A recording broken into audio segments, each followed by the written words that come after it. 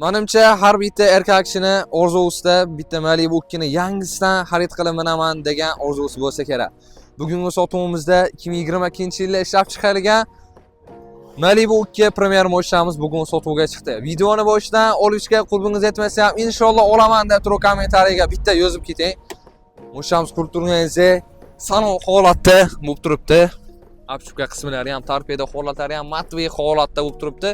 Bosib o'tgan masofasi bor yo'g'i 23265 km yurgan, qurib turgan edi. Bu mashinani navrotini sanab tugatsa bo'lmaydi. Climate control, abduf, abagrev, rul isitish, xullas, jamiki Malibu 2 da qanday funksiyasi bo'ladigan bo'lsa, bu mashinamizda ham mavjud. Kommentariyaga yozishadi. Negativ bu bir tiyinga qimmat deb turib yozasizlar-ku. Buni bitta minib ko'rgan odam buni kayfini biladi-da. Orqa taraflari ham mana, bismillah. Bagaj qismlari ham mashinamizni yangi holatda bo'lib turibdi.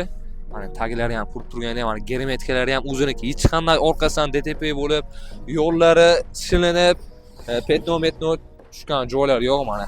Ichki orqa taraflari ham mashinamiz ideal holatda bo'lib turibdi. Dokumentlardan xudo xolasa muammosi yo'q, motor hadovalarida ishlar yo'q. Bu mashinamizni olib mazza qilib shahar ichida haydab yurishingiz uchun $28300 yana barkasiga o'tib beradigan joy bor. Mashinamiz Salamdan.